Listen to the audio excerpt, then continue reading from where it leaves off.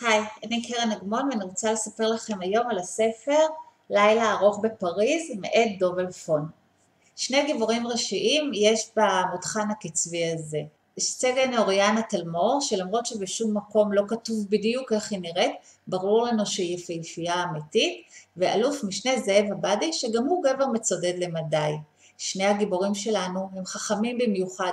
אנחנו יודעים זאת למרות שטרם הכרנו אותם לעומק, לא רק בגלל שהם משרתים ביחידה הצבאית 8200, יחידה שידועה בכך שבוגריה מתברגים בצמרת ההייטק הישראלית והבינלאומית. העלילה מתחילה כאשר הסטארטאפיסט הישראלי יניב מידן נחטף מנמל התעופה שרל דה גול, אל מול עיניהם הלא יודעות מה שהן רואות של שאר הנוסעים הישראלים. חטיפתו של הסטארטאפיסט הישראלי פותחת שרשרת אירועים קיצונית מבחינת המורכבות שלה וקיצונית מבחינת המציאות שמסתתרת מאחורי כל אחד מהאירועים. דמויות רבות מסתובבות בתוך המותחן הקצבי הזה. אחת ממפקח המשטרה הצרפתי, ז'ול דיפסיל, שבשלב מוקדם למדי ולמרות כל הבלגן שמתרחש יודע על מי באמת הוא יכול לסמוך. דמות נוספת משמעותית אחרת היא אמו של אלוף משנה זאב עבאדי.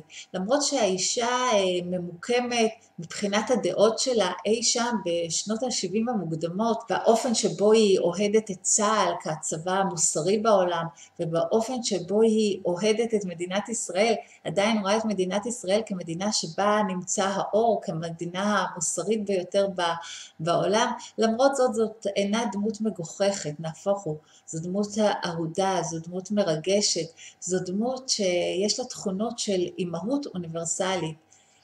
העלילה מתרחשת בשתי זירות עיקריות, בישראל ובצרפת. בישראל נמצאת סגן אוריאנה תלמור, אלוף משנה זאב עבאדי נמצא בצרפת, ולמרות שטרם הם הכירו, אוריאנה שמודיעים לה שהוא המפקד שלה בעצם בוטחת בו לחלוטין, בזכות שכלה חריף, בזכות דרך חשיבתה מאוד רציונלית, וזאת למרות שמנסים להשחיר את פניו.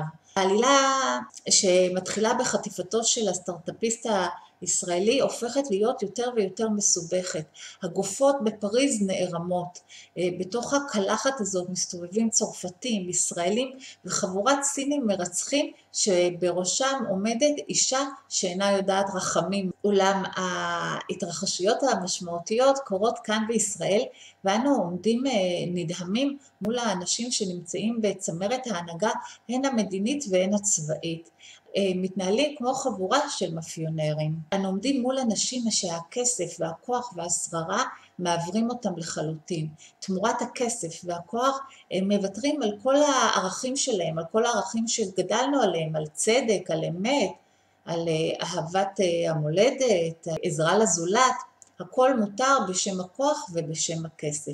השחיתות נמצאת בכל מקום והולכת ומתפשטת. המותחן הזה הוא מותחן בדיוני, יחד עם זאת התחושה היא שנקודות ההשקה עם המציאות הישראלית קצת צמודות מדי ורבות מדי.